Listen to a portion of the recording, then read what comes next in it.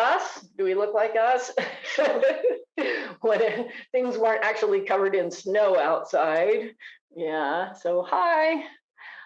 Super quick biography thing. A lot of you know all this stuff already. I started out in the 80s as a wise woman tradition herbalist and did community herbalism for a long time.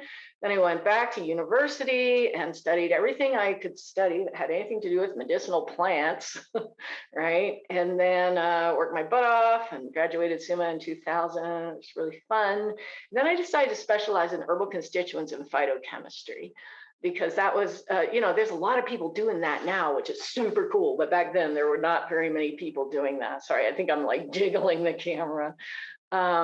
So I became that herbal constituents person and started teaching everywhere. And then I wrote a couple editions of a textbook. I was also the director of Colorado School of Clinical Herbalism for about 8 years, and I still teach in the advanced program there. So it's really, I love bringing those worlds together, like the wildcrafting village herbalist and the academic part of it and the clinical herbalism school. So currently, here we are at Elderberry's Farm, our herbal education center in Paonia, Colorado, Western Slope, Rocky Mountains, where gloriously it's snowing right now. So that's where we are in our herb lab. And my name is Catherine Martello, and I have experience in the herbal supplements business, working in several natural grocers. And I also went to Bastyr University for the bachelor's in science degree with a major in herbal sciences. I was a botanical laboratory steward and the medicinal herb gardener.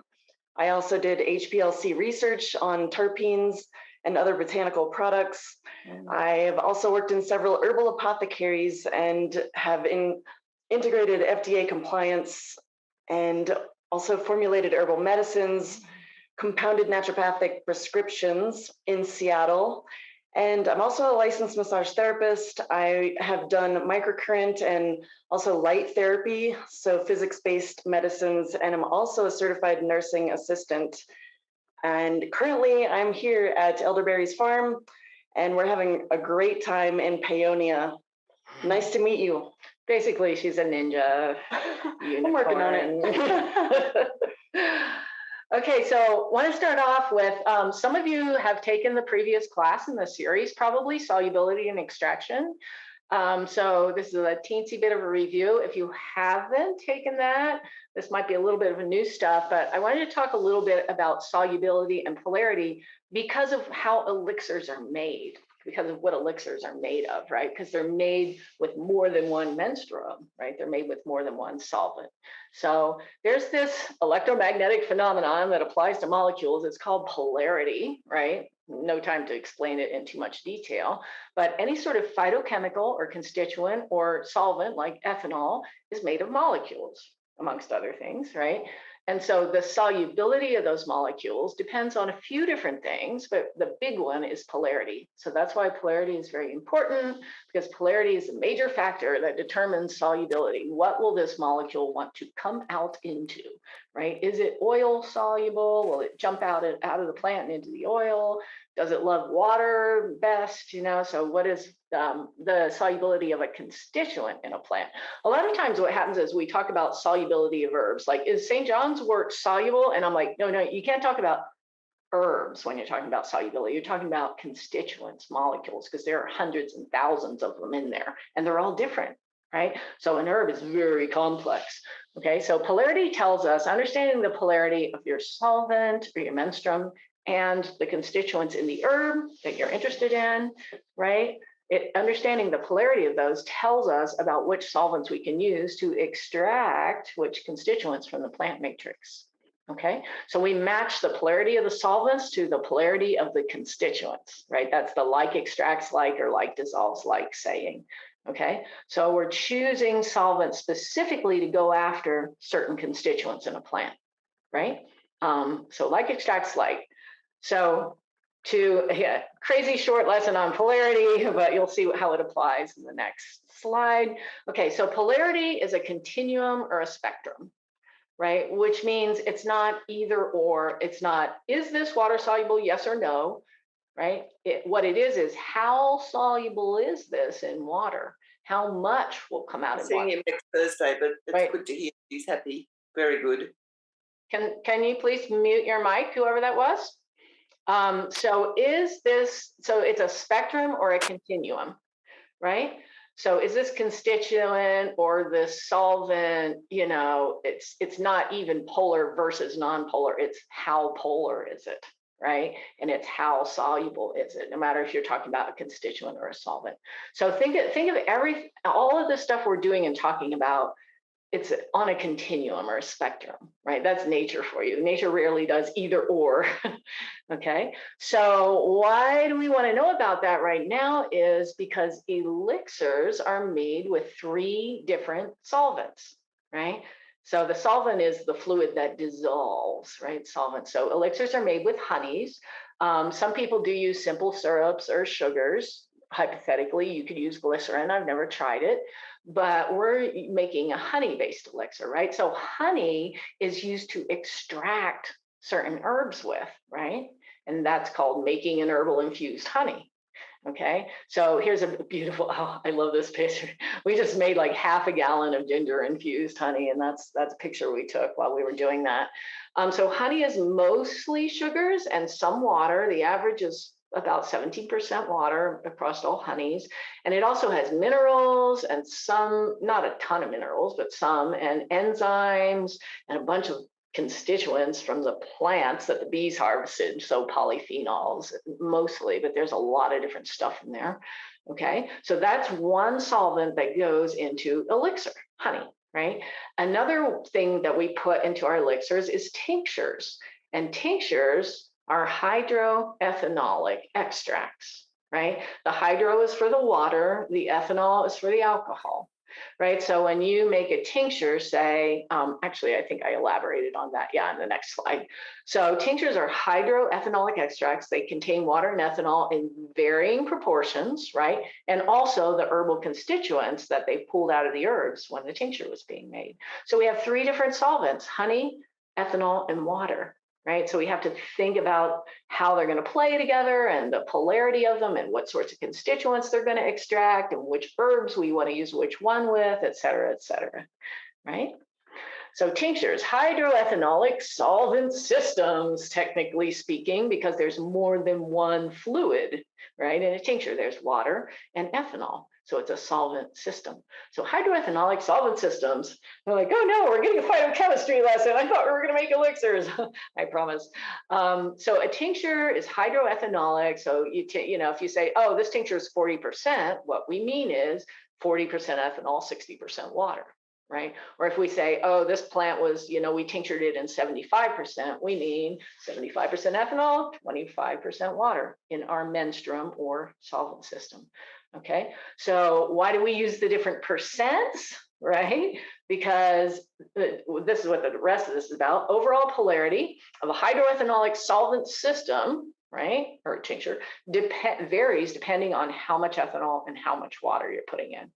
Right. So what we're doing by using different percentages is we're creating different polarities in that solvent system. Right. So we're focusing it on, whoa, somebody just like wrote on our screen with red scribbles. I love that. You never know what's going to happen in a live meeting. So by those different percents are creating a fluid with a different polarity, and that's aiming it at a certain sets of constituents in the plant, right? So that's why we do that. We're going for different things. So the more ethanol you use, higher percent ethanol, like 75% ethanol, right? The lower the polarity is going to be, because water is higher polarity than ethanol, right? And I know it's one of those things, left, right, I know. So the more water that's in the system, like this one, right? This one has only 40% ethanol, 60% water. That means, whoopsie, that means its polarity is higher. Where am I and how did I get there?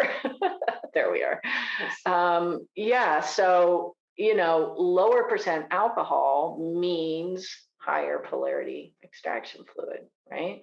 So that's an interesting thing to think about because we're using tinctures in the elixir, right? So we have to, I'll show you how it all fits together. So anyway, if you have, the middle of the polarity spectrum is 50% water, 50% ethanol, right? So a lot of tinctures are made with 50% to start with. And actually, we're going to use a 50% tincture of our elderberry to make our elderberry elixir, which is kind of fun. Okay. So you can review that if that was a lot of stuff new. So here's honey as a solvent, right? Because this is really interesting because a lot of people are like, you can't heat honey. It'll kill the enzymes, right? We've all heard that. And it's pretty interesting about heating honey, actually. Okay, so honey is mostly sugars and some water. It's acidic, right? It's mildly acidic, which gives it a special character as a solvent. And so sugars and water are high polarity, right? So it's a high polarity solvent. So it goes after high polarity constituents, or in other words, water loving constituents, right? So you get that of the herbs when you extract them with honey. But what we do is we warm it up, to the runny honey point, right? Which is 120 to 130. I think the recipe that we gave you to download said 130. Right, but 120 to 130 is really nice. I think an older version of that recipe had it up to 140, but I've revised my thinking on that one. So now we do 120 to 130.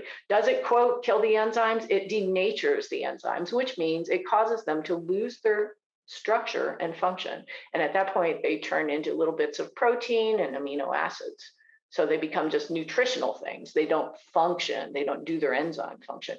Where that matters is if you want a topical antiseptic honey, you don't want to heat it because one of those enzymes makes hydrogen peroxide and it helps it kill bacteria, right? So if you're gonna be doing that, you don't do this warm process that we're gonna do. But if you're using the honey as an extraction fluid, it doesn't matter that the enzymes are denatured.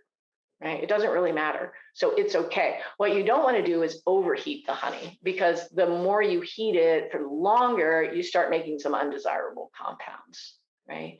So, and you get that burnt sugar smell. If you smell the burnt sugar smell, you're like, oh, cool it down quick, So it doesn't turn like toxic unless you cook it too hot for a really long time. Like some people have heard that too, like Ayurveda, like, oh, you can't eat honey, it's toxic. It depends. It's a spectrum, it's a continuum. Heat is not just one thing, right? That's why we have thermometers, right? It's a range. It's like how much heat for how long is the question, right? But honey is cool because it goes after those water-loving constituents, right? But it also gets a little bit of the other stuff, right? For example, if you extract ginger with honey, you get a little bit of the heat, right? And those warming constituents are not very water soluble, right? So honey has a little bit of extra magic to it that it can pull things out of herbs just beyond its polarity powers, right? So that's one thing we're going to put in. Hydroethanolic solvent systems, in other words, tinctures, right? So if you compare the polarity of water and ethanol, water is 100, ethanol is 65. So you can see that water is a lot higher polarity than ethanol, right? So the kind of tinctures you want to put in elixirs. This is interesting because if you sit back and think about this, you're like, okay, we're going to mix tinctures together and we're going to mix honey together, right? But you want to end up with a certain ethanol percentage at the end, right? So if you're diluting the tinctures with honey, all the honey is bringing the ethanol percentage down, right? When you mix them together, because you're diluting the tinctures with honey. So you need to start with fairly high percent ethanol tinctures if you're going to put them into an elixir, right? And, depending on your formula and everything that's in there, if you have an awesome tincture that's 30 or 35%, unless it's like very dominant, in the thing, you can probably get away with using it, right? But generally speaking, 40% and up ethanol in the tinctures that you're going to use in an elixir, it makes it turn out nice with the final proportions of tincture and honey. Right? So that's what that's about.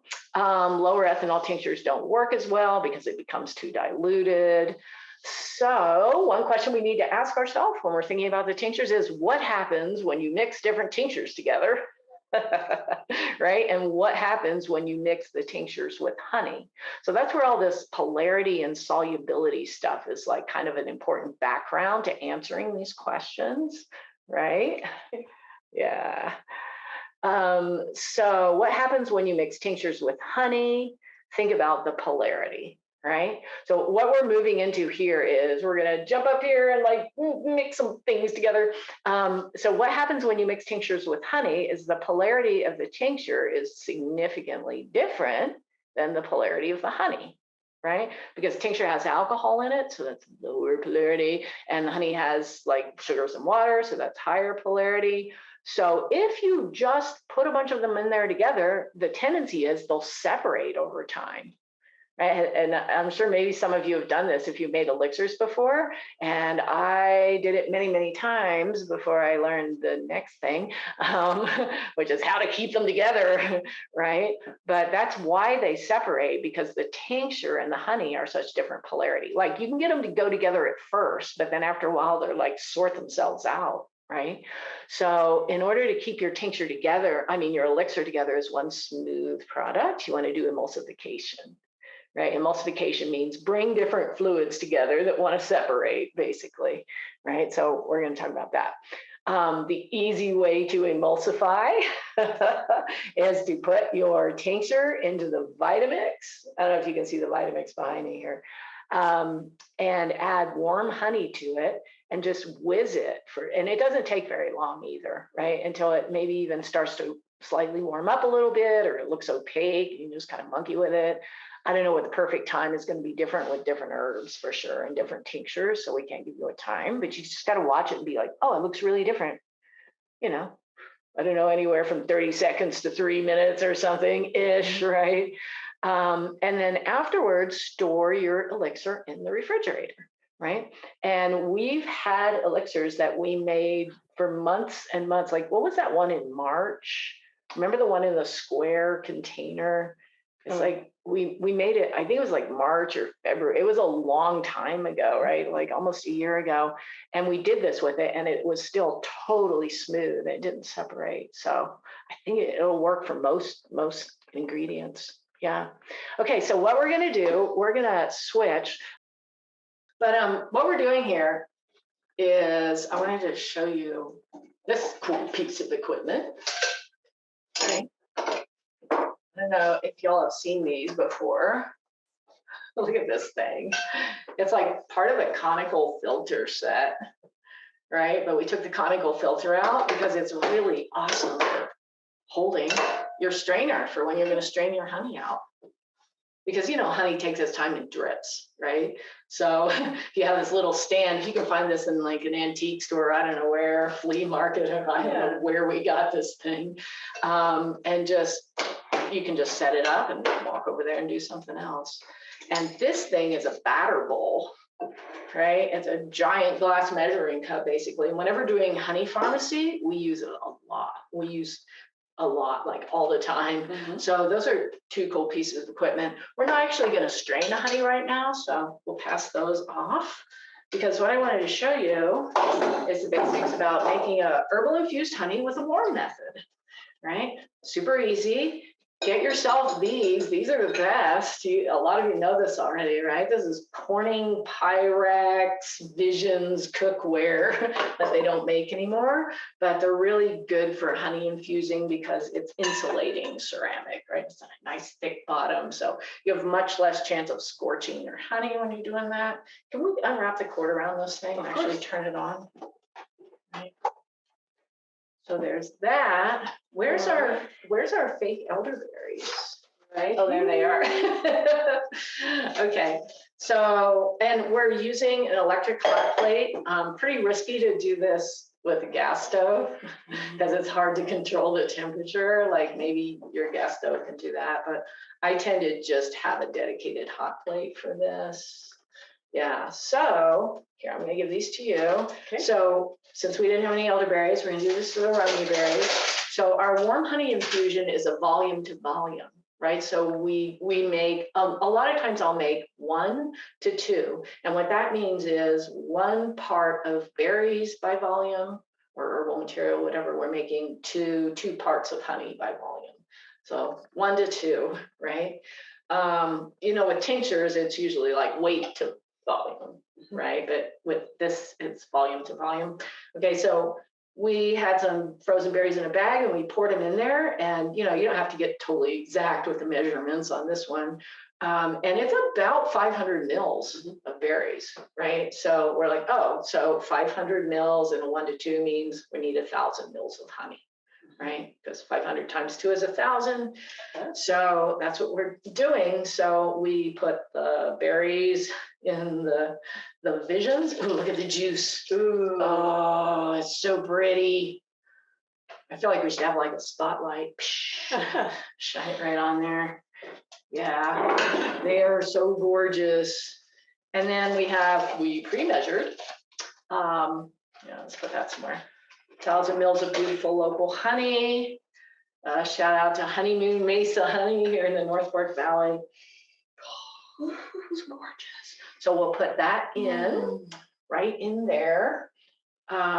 I guess you're gonna be standing there holding that for a while. That's okay. Where'd that spatula go? Here, look. Yeah. Spatulas are awesome. Whenever you're doing honey pharmacy, it's like spatulas are critical for sticky control. Sticky control is really important, right? So we try to do all kinds of things to cut down on the sticky factor. And it's not just because it's a mess, but like when your glassware is sticking to things and you go to get it, it makes you break things easier when everything gets sticky. It's way easier to break stuff. So sticky control. So honey, 1 to 2, volume to volume, right? 500 mils to 1,000 mils of honey. And what you need to know to do this is what the actual temperature settings, I heard that click on, that's good. What the actual temperature setting means, because it's different with different hot plates, right? So the cool thing to do is have a thermometer or a temperature probe. And since I'm like a chemistry nerd, I really like my glass laboratory thermometer. If only I could figure out how to get it out of its case. This one is You can do it. I'm not coming out right now. Oh, look, I have another one. Oh, there's got to be some kind of malfunction. So glass laboratory thermometers, I think they're cool because they're really accurate, right? But they're also very fragile. So you have to be careful not to break it, like super careful, especially when things are sticky, right? So you can use like a kitchen temperature probe or some digital probe or something if you don't want to deal with this. It's just my thing. I like these. So we don't need to take its temperature now because we just started it.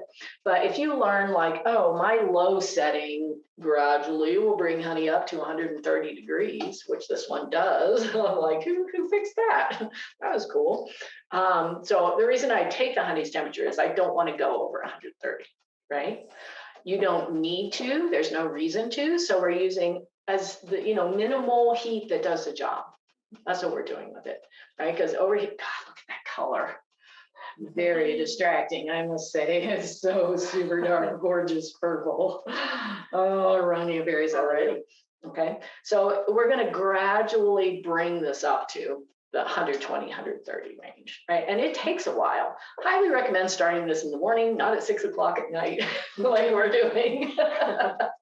These are just demo purposes here, and also start this when you're going to be home doing stuff, right? And set a timer so you can stir it like every 15, 20 minutes or so, right? Because you don't want to scorch that honey on the bottom. Right, scorching honey is not good. So, it's okay if you forget and only stir it every half an hour or whatever, right? But ideally, 15, 20 minutes, just keep it moving in there. So yeah, setting a timer on your phone and starting in the morning, good idea. So I'm actually going to put this back before I break it. Yeah, I'm nervous about these things. Put the thermometers away. Okay, so how long do we infuse for? 2 to 3 hours, right? Yeah, it depends on the plant, right? So with elderberries, and it's similar to aronia, 2 to 3 hours once it's up to temperature. All right, so it's going to take a while to get up to that 120 degrees, right? But once you're up there, 2 to 3 hours, and if you go, one time I did it for too long. Lynn knows this. She was there. I let the elderberry go. I'm like, oops, I got distracted, and I came back like 4 hours later, and it wasn't purple anymore. Oh, was it brown? It was like amber beautiful, and it smelled great, but it wasn't purple. And I'm like, what happened? Nobody ever told me about this. And you know what the weirdest part of that is? We fermented it, turned it into mead. It turned purple again in the bottle. I was like, that's weird. Interesting, right? But you get a really nice extraction if you do your elderberries or your Rona berries 2 or 3 hours, 3 hours max, I would say, right? Once it's up to temperature. Okay, so we are going to just keep an eye on this and let this go. And then when it's done, oh, we're gonna be up late. Yeah, oh, yeah, lots of coffee. When it's done, we're gonna strain it with that strainer we showed you. And then we'll put it in a sanitized bottle because sanitized meaning you washed it really good with soaps, unscented dish soap and water. And then you can even rinse it with vodka, with cheap vodka. That's what we do. We rinse our glassware with cheap vodka, and then we pour the vodka back into the bottle. And that's like great instant sanitizer, right? Because mold can grow in honey and yeast can grow in honey, right? If yeast is great because you can make mead, but if you don't want that to happen to your herbal infused honey, you want all your equipment to be super clean, right? Super clean, like wash your hands a lot and, just clean everything, sanitize the bottle you're going to put it in. And then once it's cool enough not to break your bottle, right? But still warm, so it'll flow. You can put it into your bottle, or whatever you're going to keep it in. I like to keep mine in honey jars, actually, I just save my empty honey jars and I put the infused honey back in them, put a good label on it, put packing tape over the label, and stick it in the refrigerator. Yeah, because I have had honeys grow mold and start to ferment if I leave them not in the refrigerator, right? So this is a refrigerated product at this point. Think about it, the berries have added a lot of water to your honey. That's why. Right, straight up honey, is very resistant to growing molds and whatever. But once you add the water, the juice from the berries, it's a different story. Yeah. So that's like the quickie honey infusion process. You have more in your download. And so we pre-made some infused honeys, right? And we actually pre-measured. How's our warm thing now? Ooh, plug it back in. This thing, by the way, is, this is I don't know if you can see it very well, but it's an old-fashioned warming tray. Oh yeah, let's get rid of that. This is we have limited space here. I'm gonna tip this thing up because these are so cool, right? Maybe you remembered some of these from the old days, like dinner parties in the 50s and 60s kind of thing, right? It's an old-fashioned warming tray, and you can find them in like thrift stores and, flea markets and stuff like that. And whenever I see one, I buy it because it's so handy for warming up your herbal things and keeping them warm while you're working on them, especially with honey, right? Because you want your honeys to be warm and flowing when you're working with them, right? But you don't want to overheat them. So these things different ones get to different temperatures. So learn how yours works and then don't overheat it. But mine gets up to about 140, this one. You can kind of tell just by touching it. It's not 140 right now. I'm not like burning myself. So this is this is going to be a 1 tincture, 1 honey elixir, right? So what we're going to do, and I think we're coming up to that on slides too, we'll just pop back over to that, is we're going to take some aronia honey. Is this it? Oopsie, its label is coming off. We're going to have to fix that. We're going to take some aronia honey we already made and warmed up, and we are going to mix it with where did that one go? Our aronia tincture. Oh, go get it. Yay. I don't know where it is. Is it over there on that table? I believe so. Yeah, we pulled it out. Here we go. Okay, so this aronia berry tincture that we made from like gorgeous aronia berries. Thank you, Peace Garden and Carbondale. We made this in August of this year, and it's 50%. Right?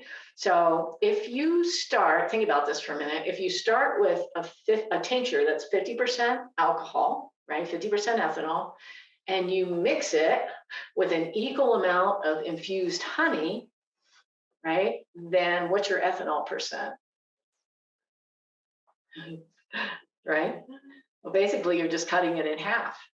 Right, so this is the first tincture to make when you're learning tincture making, right? So if you start with a tincture that's 50%, you add an equal amount of honey, right? Now you have twice the volume, half the alcohol. That's what's written up with more details in your PDF that you got in that email. So, you're like, oh, isn't it harder? You can make it harder. You can use multiple tinctures, right? But right now, we're just going to, and let's see, we probably need another cell. What are we going to mix this in? A beaker? We should have a beaker. Right? And I also wanted to show you that we have dried aronia berries here, right? Dried, and I'm so tempted to eat them, but then I'm going to cough. So we have the dried aronia berries, and a lot of times you won't have fresh or frozen berries. And people are like, well, can't I just do this with dried? And I'm like, yes, you can. You get more concentrated when you use fresh or frozen. You'll get a stronger, more concentrated honey, right? Because honey pulls water out, right? Honey is what they call hygroscopic, which means it attracts water to itself, right? So it pulls the water and the juice and the constituents out of the juicy berries, right? So you get a really good extraction. The dried berries, don't have as much water, right? So the honey can't pull as many, as high a concentration of constituents out of dried berries, right? But what you can do is rehydrate them, like boil some water, and it's going to be different with every different berry and everything, how much, but it's kind of like chia seeds, when you add like boiling water to chia seeds. That was obscure. Anyway, it'll soak up a certain amount of water, right? You don't want to use too much because then you'll have a lot of extra water and juice, right? But you can just put some of the dried berries in a bowl, add a reasonable amount of water, like what would a cook do, and let them sit, for an hour or whatever to soak the water up, and they're rehydrated. So then, the water is dissolved, is dissolving constituents out of those berries. It's in there working at them. Then when you put all of that in the honey has easier access to the constituents, right? So okay. So how much of this elderberry elixir do we want to make? Let's see. Well, we've got a container that we're putting that in, so we. Oh, yeah. 8. I think we're good. Okay, just do this on the fly. So we'll put some 50%, right? Elderberry tincture in there. Okay. Let's see the mark. Oh, you were rotating the ethanol. Yeah. I'm like, is she fidgeting? No, like, did I scare you? Like, there we go. All right. So I don't know. Want to make 400 mils? Let's do it. Let's do it. Yeah. And a little bit of extra vodka in your elixir is not going to hurt anything, right? Okay. Hold that up. Sure. Yeah, we're not measuring exactly the right way because technically we would have this sitting still on a flat surface. Oh, we might not have enough to make 400 mils. But guess what? We're revising. We have like exactly 150 mils, right? Cool. Yeah, 150 mils of aronia tincture. So now we're going to add 150 mils of aronia honey and pretend like it's elderberry because you do exactly the same. Ooh, this is in perfect shape. This is amazing. It's like just the right warmth for mixing for elixir. Thank you, universe. Okay. Actually, it's divine. Okay, yeah. You want me to hold again? Yeah, Okay. so I can see okay, so I'm going to bring it up to, so it's 150, so I'm going to bring it up to 300, equal amounts, equal volumes. It's going to end up being 25% ethanol. Close enough for demo purposes. Ooh, not bad. All right, and then we stir it. How we stir it? In the Vitamix. Right? So this is unlikely to separate because it's elderberry. Well, okay, 50%, you might get some separation with this. It's not as likely to separate as if you would use like Greendelia and a bunch of other higher ethanol percentage, right? So, oh, the Vitamix. No, you don't have to have a Vitamix. I think any blender will do this, right? You know what? What's that? Woo! Is that vodka? Is that vodka? I have to clean everything. It's gotta be clean. Like, golly gee. Okay. It almost got me, but I just dodged the vodka stream there. Okay, so so we'll just pour this in. Look at all this. Look at all this Aroni berry elixir. We have to give it to people for holiday presents. Oh, we need our tiny spatula. Okay, we'll just get as good as.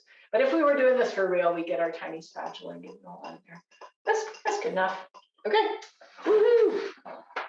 So what happens when you hang out with lab nerds and they're like, wait, there's still a milliliter left in there. Then we'll put the thing on. And then I am going to start it on low, right? And this is probably going to make some noise. Anybody want to turn down here?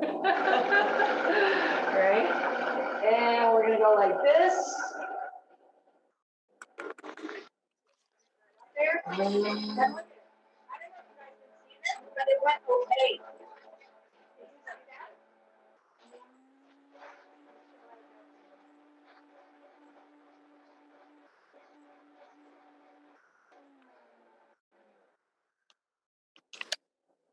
Okay, so in real life, we would probably let it go quite a bit longer, but I don't want to inflict the sound of a Vitamix on everyone.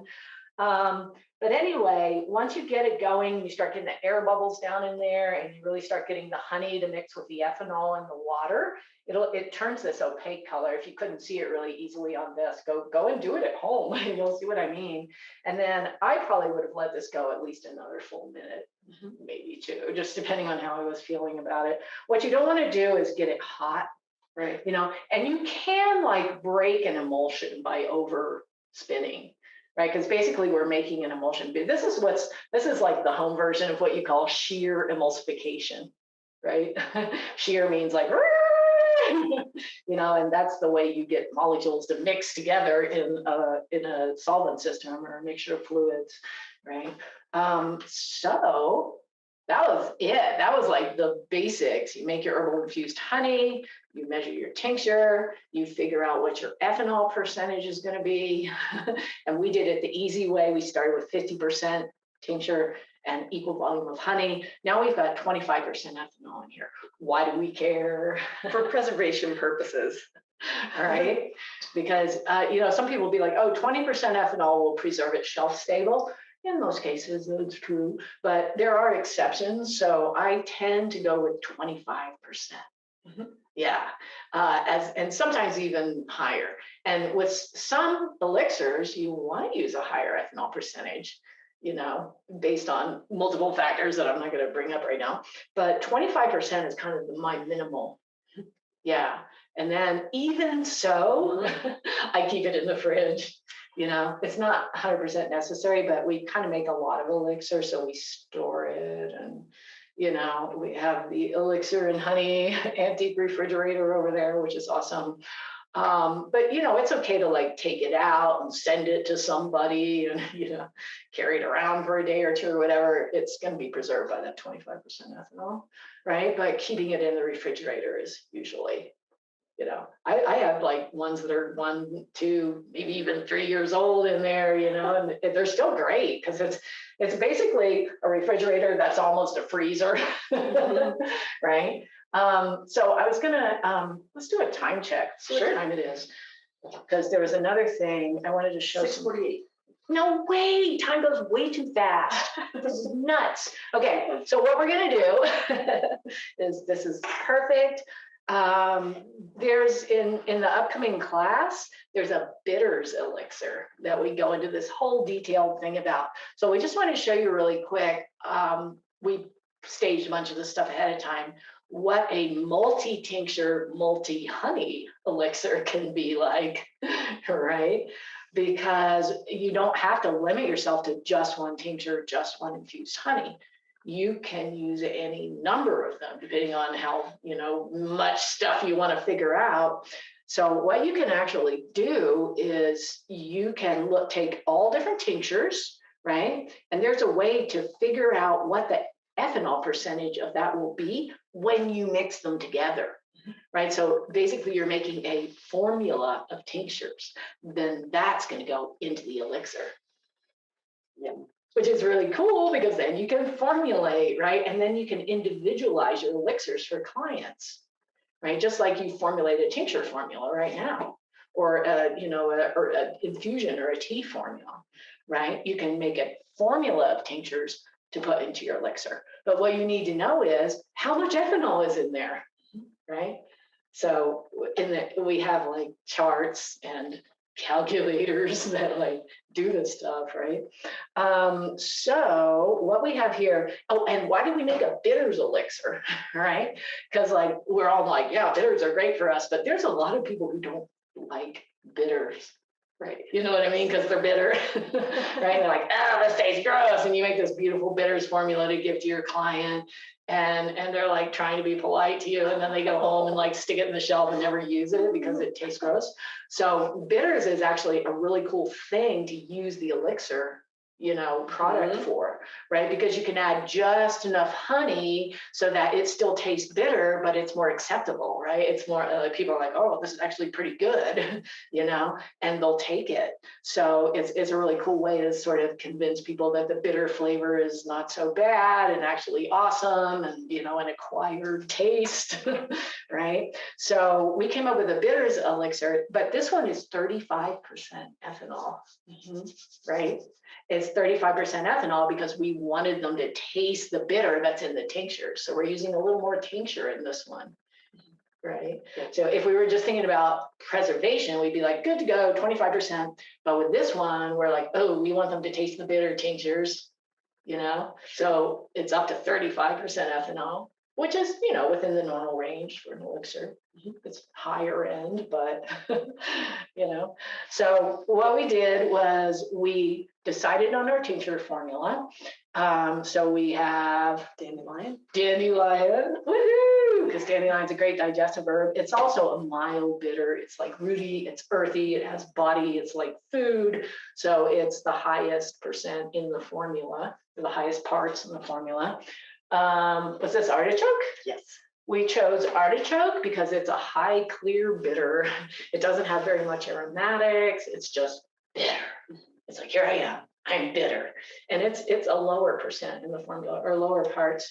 We chose, who is this? Damiana, because it is mildly bitter. It's a great tonic, right? It's a great vitality tonic. It's a great digestive tonic, and it has amazing aromatics, right? So with bitters, you want the bitter and you want the aromatic, and it's this whole art of crafting them together.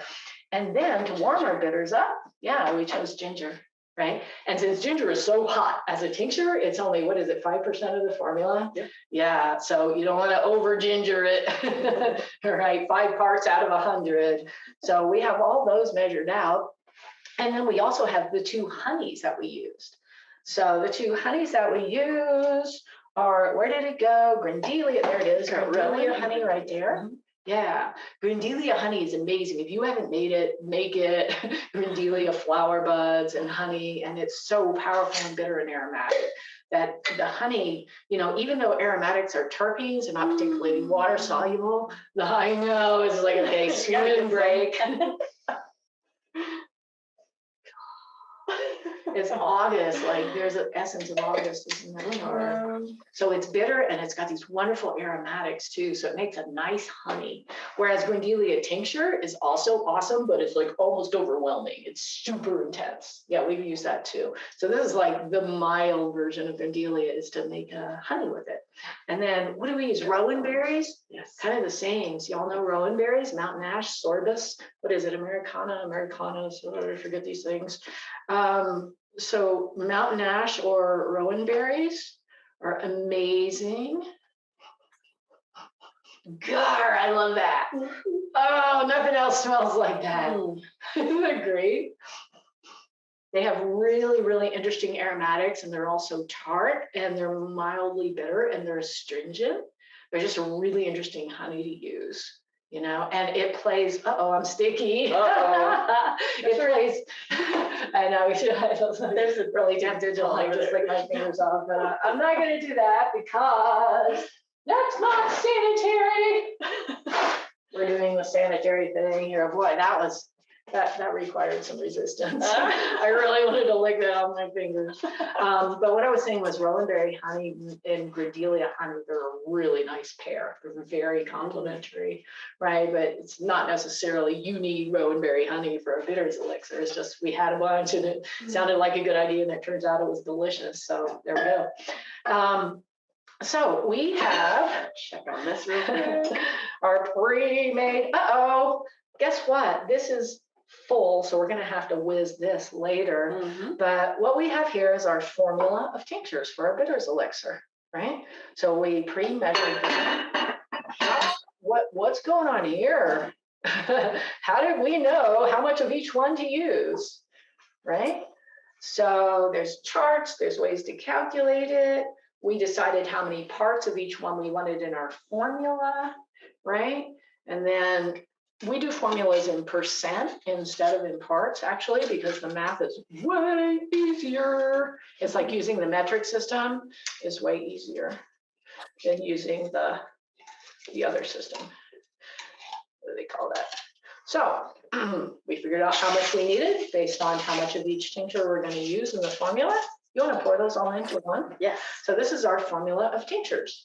And using our charts and our calculator, we figured out, am I remembering this number right? That the final ethanol percentage of this was 51.5%. That's true. Yeah, but what we started with was all these different percents, right? So this, the dandelion was 45%. The artichoke was, wow, I'm getting older. The artichoke was close to 50%. This was 60%, the Damiana. I think the ginger was maybe 70% on the ginger, right? Or 71. So we used, our formulas and our worksheets to figure out if we mix that much of all those together, it ends up being 51.5% ethanol. And that tells us how much honey we can add to bring it down to 35%. Yeah, it's like, I know some people are like, I don't like math, but like, it does give you superpowers. So this may be the day and the moment where you go, maybe I do like math. I can do it. We'll show you how, right? So we have our formula of tinctures, right? And did we get a beaker? Did we do that? I'm good. Well, we can actually pour this in here. Like, okay, so the reason we're running for beakers is don't measure honey in a graduated cylinder. Did that once. It's really hard to get it out again, right? So you're like, oh, I measured it all precisely. And then you're like, oh, whoopsie. There is not a spatula skinny enough to skip it all out. So want to just put those two together? Right? So what we would do, I know we're running on time here, but what we would do was and you can rinse that out with this, by the way, which is really cool, right? So that's a way to get all the honey out of your little honey container, is to rinse it with your tinctures. Yay. And then put it in there. So what we would do is we would next emulsify this in here, just like we did with this, maybe a couple of minutes, and watch it. We don't want to overheat it and drive the aromatics off, right? So we'll do that later. And then, oh, I wish we could share this. It's like the flavor, it's the aroma, the cloud of awesomeness is coming over this way. I want it now. Do we actually have, we're going to do a short demo organoleptics for you. I'm going to show you what this tastes like. Even though it's not emulsified, we'll just swirl it up together. So we actually made some of this kind of on a lark earlier this year. We're like, I don't know, let's put these four together and see what they're like. It turned out so good. And I took it to CSCH and passed it around, and like that was the end of that. And we drank it, it was gone. It was just like, wow, lucky us. That turned out great, because you never totally know. But so that was our quickie demo emulsification. These little things are super handy in the Herbal lab, by the way. You can wash them. Okay, what's it like?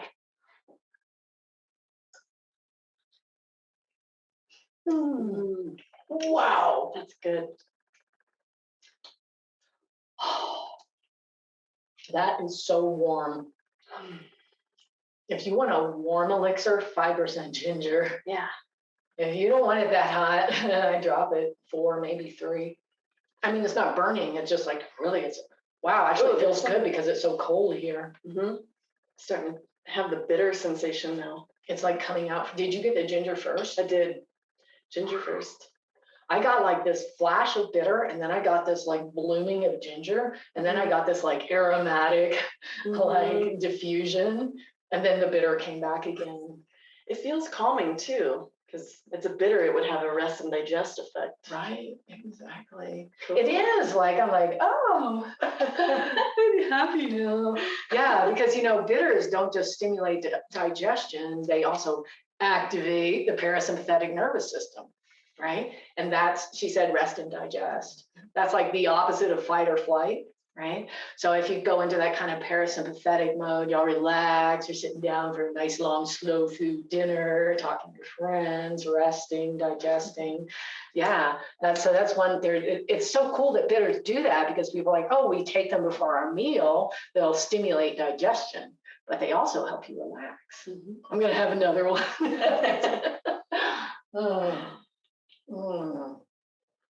It also had a nice coating sensation. Yeah. That's a nice thing that the honey brings to an elixir. It's just like really soothing. So even if you had a little bit of like acid reflux, I wouldn't necessarily use the heat of the ginger with that, but that soothing is like really nice. Wow, I'm not cold at all anymore. You use it to warm yourself up. Ta-da! Okay, so this is the super shorty version. We have the recording of this. You can go back and look at it if you want to. This is a super shorty version of what we just did with our elderberries. And you have the handout with the long version with all the details, which is really cool. Why is my thing not moving? Go! Extraordinary elixirs! So this long bunch of stuff, which we're not going to get a chance to go into in detail, but you can go back and look at this, is all the different things to think about for making herbal infused honeys, because we just did the super short version, right? So all the factors you got to think about to make a really good one, right? And this is the same thing for elixirs. So these are all the different things that you think about. The thing with making an elixir is you want to plan ahead of time. Right? You want to plan it out. You don't want to go, I mean, you can, there's nothing wrong with it, but if you want to make a really good elixir and know how much ethanol you have and know how much you're going to end up with, etc., then you got to sit down and like plan the thing out before you start doing. It's like, you get a new piece of furniture and you're like, oh, I'll just put it together. I don't need to read the instructions. And then like,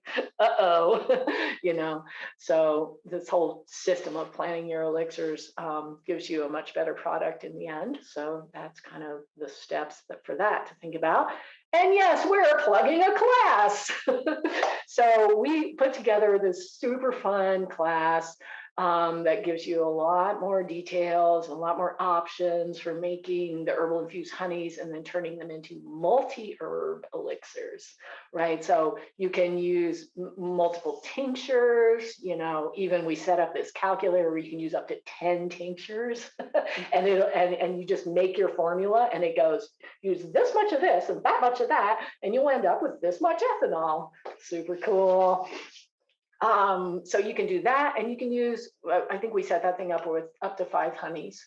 Yeah. So you can make complex formulas if you want.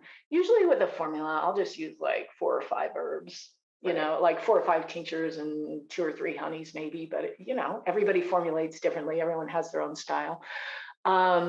So we put it together. It's ready. It's like amazing that we're at this moment. We've been working on this thing forever. And this week, starting now, you can go get it and get your early bird discount and your bonuses for a full week. And then after that, if you miss that, it's going to be available at regular price. Okay. So, and what we decided to do also is our previous class, I know a lot of you have probably taken this, but some of you didn't. We are reopening it and giving you the early bird discount on that again also. So same deal goes with that. If you're interested in that, go to herbalconstituents.com and it guides you through where you find more information about both of those, right? So you can check those out. And we're also going to have an in-person workshop, which I'm super excited about. We did this last year to go with the solubility and extraction class. And it was awesome. They were like the most amazing people came from all over the place. And out here at the farm, we have accommodations and all kinds of stuff. So we're going to do a honey pharmacy workshop this year. So we'll like actually make these things together that we're going to teach about in the class. And we'll make variations, we'll do some practicing, and then we might even make some mead. So mead is a whole nother realm. By the way, one of your bonuses you get if you sign up this week is my how to make mead handout. And it's a pretty good introduction. It's like a 10-page handout. So if you're fascinated with mead making, check that out. And it recommends some good books, I think, and where to learn more. So class plug. 5 minutes over, plug for the book, awesome book. You can get one at herbalconstituents.com. It goes into the herbal chemistry and the constituent stuff. Okay, has the specifics. Solubility and extraction class goes into detail, already the principles, and the book has the specifics. There you go. Look at that. That's the road to our place. Like it probably looks a lot like that right now, right? So that's the road to elderberries, gorgeous mountain location. Thank you. Happy holidays. Okay, guess what time it is? Q&A time. Yeehaw! There's a link to where you can find out about the class. Okay, so I'm going to check our settings really quick and make sure people can chat. So we're turning on the chat, right? And is it okay? And we want to go to our gallery view now, right? So we can see people more. Hello, everybody. How we doing out there? All the people. Okay, so and when we open participants, we can see who wants to chat, right? Oh, and here's some people coming in the chat, but when we open participants, we see people raise their hands. Okay, so the first person I saw was Roseanne. So I'm unmuting you, Roseanne, and you can ask your question. Let's see, I think it's sending you a thing going, unmute yourself. There we go, there we go. Okay, so I hope this is okay to ask now this question, and that's about honey, but the solubility in oil. I tried to make a balm, like a honey balm with oil and beeswax, and I cannot get the honey to disperse. Is there a way to do that? Maybe using lecithin or something? Yeah, less. Ooh, why am I getting feedback from myself? That's weird. You guys okay? Can you hear me okay? Yeah. Okay, lecithin is an emulsifier. So if oil doesn't like to play with honey because oil is lower polarity and honey is higher polarity. So you have to convince them to like mix together. And that's the art of emulsification, which is actually, you know, a kind of whole thing that you can study. So there's not a quick, easy answer, but lecithin is a type of emulsifier. I have not personally tried to get honey to mix with oil, so I can't give you specific advice on that. But I think there's probably in like natural cosmetics or something, we'll be talking about the kind of emulsifier that's really best for getting honey and oil to play together. It also depends on the temperature of the two different ones and the concentration of the two different ones. Right, so emulsification is like pretty complex. You might be able to get them if you put them in a Vitamix. Here's an experiment idea for you. You might be able to get them to play together better. Right, or honey is actually they classify it as a co-emulsifier, which means it doesn't have enough power to emulsify on its own, but if you add something else, they kind of synergize and you get a little more with it. So at least those are some beginning ideas that might lead you in the direction of finding the answer or experimenting with. The old chimers actually used gum arabic and gum tragacanth to emulsify in different proportions, you know, in different concentrations. So that's something you would have to, you know, go get information and monkey with, but that's a maybe. Great, thank you. Yeah, good luck. I love experiments. Just grab one. Right. Okay. We see, who was that? CBF. Who I'm is? sorry, I should have said that. If you didn't hear it in the back, thank you. Some of you. Thank you. You're welcome. So Somebody, oh, Barbara Fornell. Okay, we are asking. Yes, you mentioned about the ethanol content, concern about the ethanol content. I understand for the preservation, but what about having too high of an ethanol? Because I'll tell you why. I'm thinking I'm taking Tammy's Sweet's medicine making class for 4 years. And I'm thinking, what if I take an Everclear CBD tincture that's made in Everclear and try to bring that into a honey?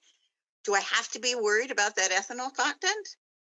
Well, And why? yeah, that I love that question because many years ago, when medical cannabis was first legalized in Colorado, somebody asked me to make cannabis tincture taste good. And I'm like, I know, old school pharmacist elixir, right? Because people have been doing this for the eclectic pharmacist, John Uri Lloyd, those people, they've been making elixirs out of challenging tasting high ethanol herbs for quite some time, right? So I had to do emulsification actually, because you need the high percentage ethanol to get the cannabinoids out and to keep them in solution. Right. But then if you just put that with honey, they're like, our polarity is too different. We're not going to do it. So I actually ended up having to use an emulsification system that was gum arabic and gum tragicans, because I got that out of the old Remington's practice of pharmacy or something, and a lot of stirring in a big mixer, and I finally got them to stabilize for several months that way.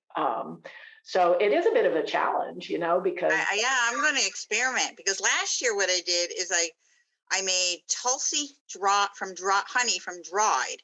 Nice. Then I took the cannabis, decarbed it, put it in coconut oil, and then tried to get that to go together, and they would not. That honey, like, nah. No way. I tried refrigerating it. I tried bringing it to a higher temperature. It was like, no. It's because polarity is what's in control there. I'm glad I learned that tonight. So thank you so much. Yeah, because coconut oil is like super low polarity. Okay. It's about the lowest polarity thing that we can use that's non-toxic and edible as a solvent, right? Okay. And then honey is like way up there, so they're just like, no. Yeah, thank you for this class, because I've been practicing herbalist for like 20 years, and it's just like, this is all new to me, and it makes so much more sense. Cool. I know. That's like, yay. Because that's my mission in life. It's like, because people are like, math, chemistry. Like some of us like math and chemistry, but like a lot of people don't, right? Because they teach it weird in school. But if you can take stuff from that and bring it into herbal medicine making, it really does help you make better medicine. It's not just a slogan, So that's kind of my mission, is to share that with people. Is like, look, what if you do this, Great. Well, thank you very much. You're welcome. How about Lynn Romero? Lynn Romero is an old buddy of mine. We started the CSCH together back in, when was that? Back in the day. Hey. Hey. Yeah, what's up? Hey, so I was just wanting to, I can't figure out how to get my video, so I don't know if you can see me, but whatever. Okay. Hey, Lisa. Hey, Kat. Hi. The class, is it specific dates, or is it just to do it on my own schedule? The Elixir class? It's a do it on your own schedule. Like we're opening it up for registration. Discount week is this week, and then the next week is regular price week.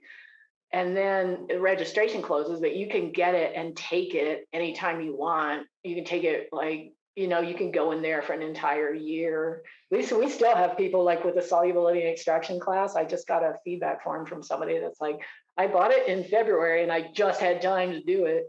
So, and you can get almost anything out of it too. So I have a year from the time that I sign up for it. You have a year to go into the class format, but you can download the audio files and all the downloads and the program booklet and all that stuff. You can just download it and keep it forever. Yeah. Okay. And then as far as, is it during that year that I have time to ask any questions? Yes, absolutely. Yeah, because we have the forum, right, which is super fun. Yeah, I love it actually, because people will ask a question and it'll make me think, I'll be like, oh, on Earth, water, like, let me see what I can do with that one, and people have the most interesting questions. So yeah, it's open for the entire year, And how does the forum work? So that's a specific time. Yeah, you just get it and you have access to it all the time. It'll kind of walk you into it. It'll show you. Okay. And then every time somebody puts a comment or a question, it emails us, right? And it's like, oh, so-and-so wants to talk about this. So we can go and like answer your questions. And, if you're there, you can chat back and forth or whatever. Okay. Yeah. Okay, great. Thanks. Yay. Thank you. You're welcome. Let's see, who else have we got? Barbara Fornell. Let me see what time it is. Okay, 7:15. Yay, we've got 15 more minutes. Okay, Barbara. Did we ask to unmute? Yes. There we go.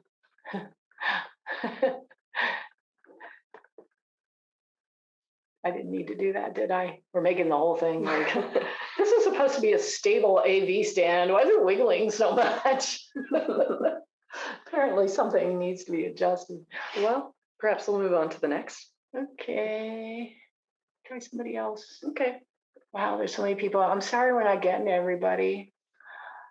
Okay, Monica. I have a quick question. Can you do the heating up process instead of on the hot plate? Can you set the oven for 150 degrees as long as you take it out and stir it in the right intervals? You could do that. I would keep it 120 to 130.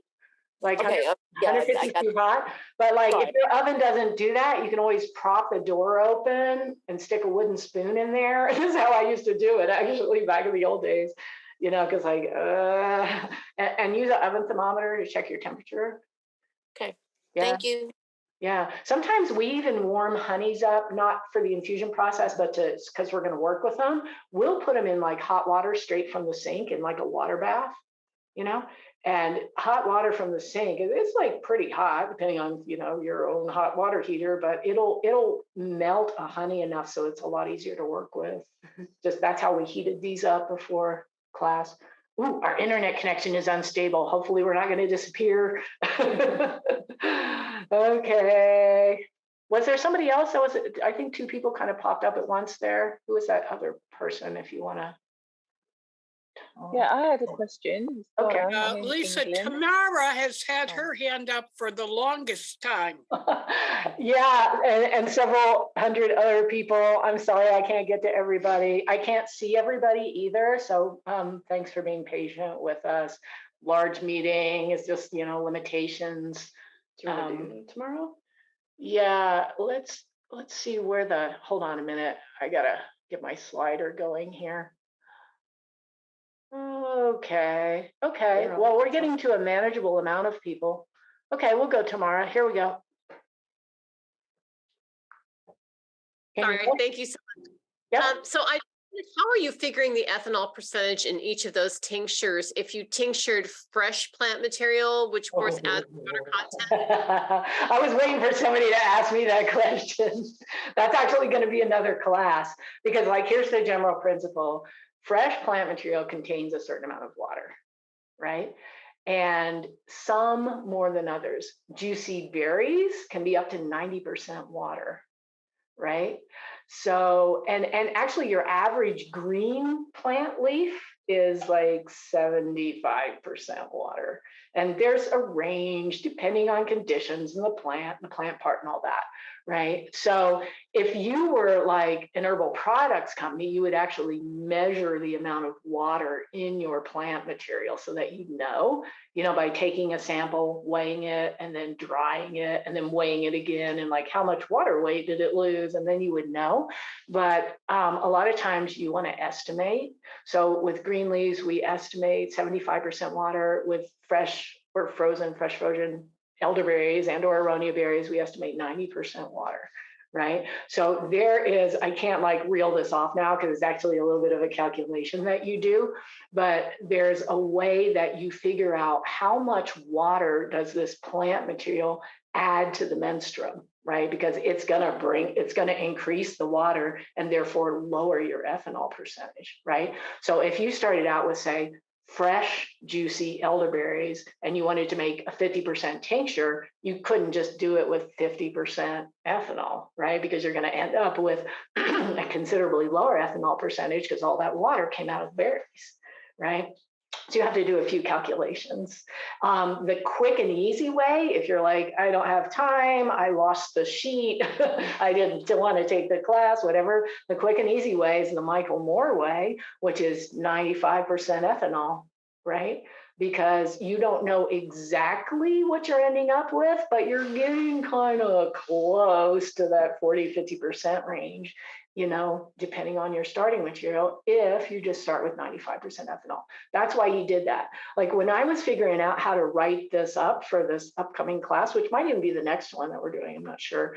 I was like, well, why did Michael Moore was a super smart guy? Like he was a genius. Why did he just teach everybody 95% ethanol? You know, why did he do that? And at first I'm like, well, Michael Moore didn't know what he was doing. And then I was like, no, obviously he knew what he was doing. So let me try to understand why he did that. So I made the calculations for that and it comes out pretty darn close if you start with 95%. Like not close enough for production, for selling herbal products, but for home use, it's close enough, right? Yeah, so that's what you can do, or you know, you can take the class upcoming, and we'll show you exactly how to figure that. Sometimes I teach that at conferences too. Yeah, and I don't think it's in the book though. I'm going to write a medicine making book. I think that's going to be my next one, and I'm going to put all this stuff in the book too. So I know, right? We're kind of like, you know, this is actually like the beta test for the book right now. Pretty good beta test. Right? Yeah, but that's where it's at. A lot of water does come out of that fresh plant material. So you have to calculate it, add it into your menstruum, do an equation. It's an easy equation, but yeah. Did I answer your question? Okay, so let's see. Perhaps Monica next. Sure, why not? We've got 10 minutes. Da-da-da! Okay. Monica, I think we just asked you to unmute. Are you there? Maybe she had to go. Okay. No, I'm here, and you answered my question. That was the oven one. I just forgot to lower my hand. You answered my question. Okay, Thank you. great. Yep. Okay, so next is Catherine. Catherine? Hi. So I'm wondering about when you emulsify the tincture with the honey. I know with lotion they need to be similar temperatures, if not the same. Mhm. Are you wanting the tincture and honey to be the same temperature as well for emulsion? Yeah, it might be of some importance, right? But a lot of times what I do is I'll just kind of have them sitting around in the room at basically the same temperature. But the thing is, you don't want the honey cold, like cold like 60 degrees, say, like this lab is right now. Tinctures are still fluid at 60 degrees. Honey is starting to get a little thick at 60 degrees, you know? So a lot of times I will start out, you know, in summer, it doesn't matter that much. They're sitting there at a nice room temperature together. But a lot of times I will start out with the honey just a little bit warmer, you know, and I think the Vitamix just has so much power that it sort of overcomes the magnitude of the temperature differences effect is the way I feel about it. But like if you're like really like the ninja of elixir making, you might figure out that sweet spot where if they are the same temperature or, you know, whatever relative temperatures, I can see where it could make a difference. But so far in my elixir making experiments, I haven't, you know, controlled for that so much. So I'm not sure how big the difference would be. All that being said, with me ignoring that factor and using the Vitamix, it works great. So future experiments. Awesome, thank you. And then one other idea for the honey is a slow cooker bath. Okay, I'm done. Sorry about that. Yeah, a slow cooker bath, absolutely. Yeah. So some people, if you can control the temperature or measure the temperature and know, you know, where it settles, like The classic crock pot or slow cooker water bath can be really, really nice. You can put the honey in a jar and put the water in the slow cooker if you want to get like super distributing of your heat, or you can put it right in your slow cooker if it doesn't get too hot, right? So, yep, okay. Let's go to Anna. Anna. Yes, hello, can you hear me? Yes. Thank you very much, great class. Thank you for the book, gratitude. Question about, you had discussed what can happen when you heat honey past a certain point, how certain enzymes denature, et cetera. I wonder if you would comment about the elderberries themselves or the berry constituents. And the reason I ask, I've normally made elderberry like syrups and elixirs or honeys with a decoction first, and then adding the honey kind of as a later step as it's cooling down. And my understanding of the method that you described this evening was that you basically just did fresh berries and honey and you kept it at that low temperature. And I would just wonder, maybe open that question more generally. Could you speak to like when you might do a decoction first and then do a honey versus just a pure honey extraction, comparing those two methods, and then also specifically if elderberries are losing some of their magic by boiling them versus the lower temperature method?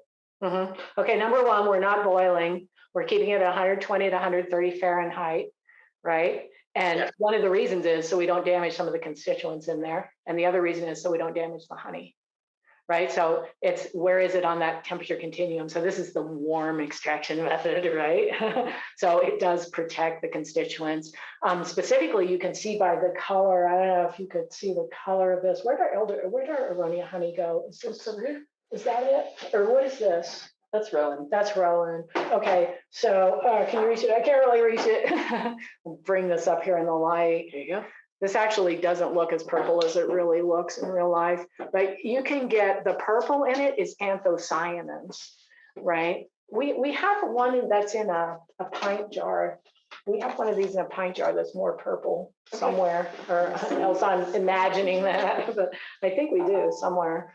That's the apple cider vinegar. But anyway, you can see the purple, right? The anthocyanins, they're kind of flavonoid. And if they're purple, they have their activity. It's a cool thing. It's like a molecular signal, right? So if you see that gorgeous, rich purple color, you are seeing active antioxidant, anti-inflammatory anthocyanins, right?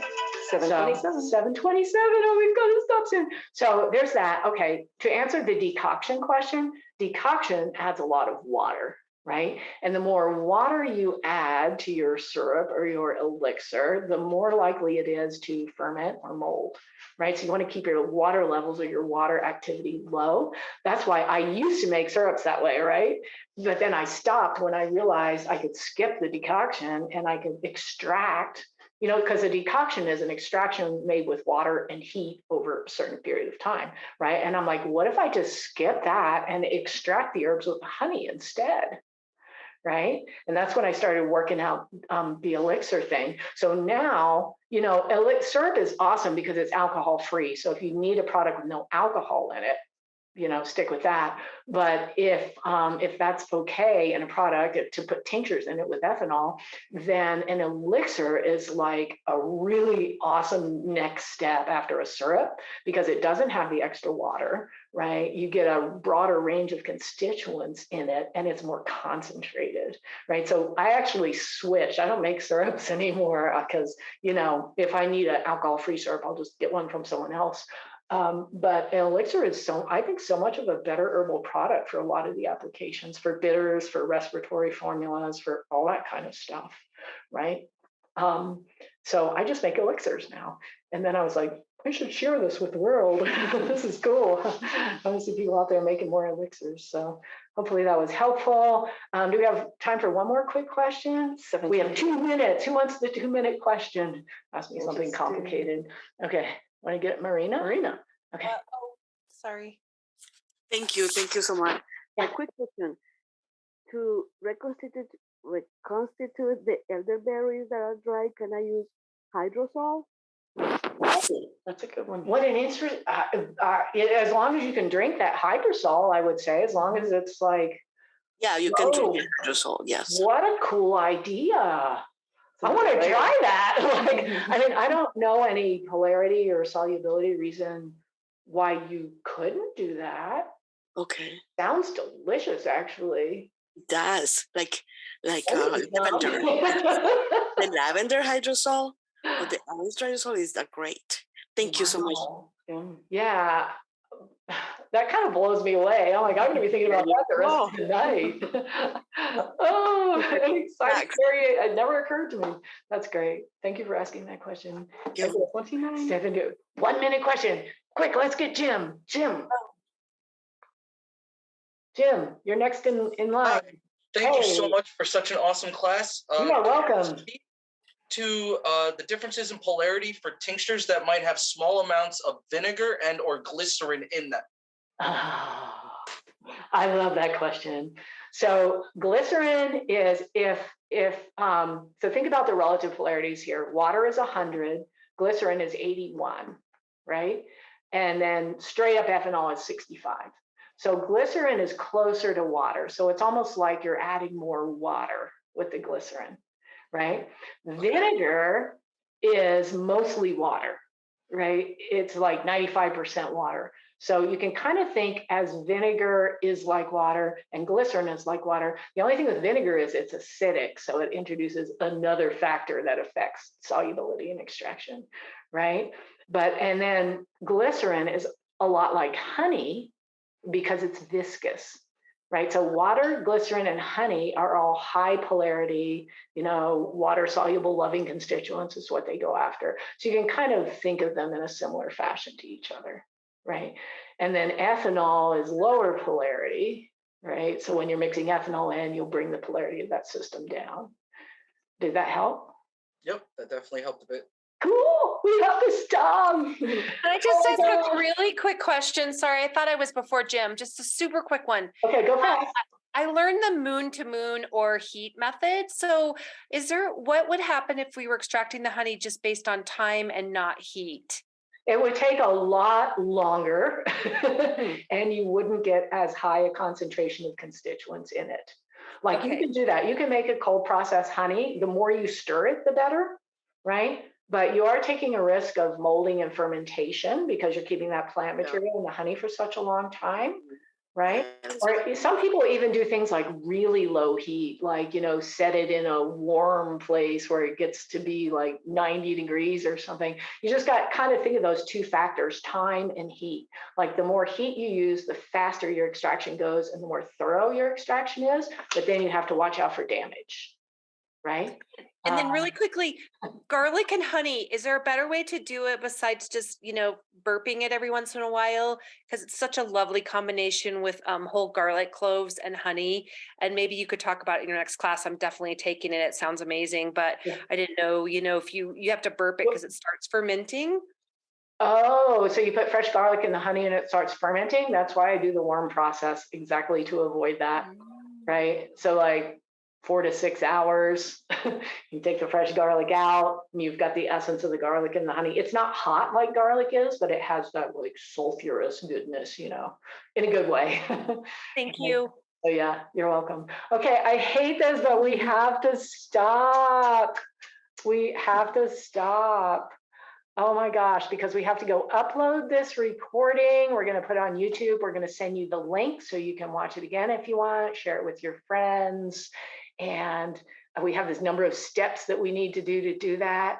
So we're going to stop right now, right? Bye. Thank you so much for showing up, everybody. I'm glad we could share some of this cool stuff with you. Have a great rest of your life. Bye.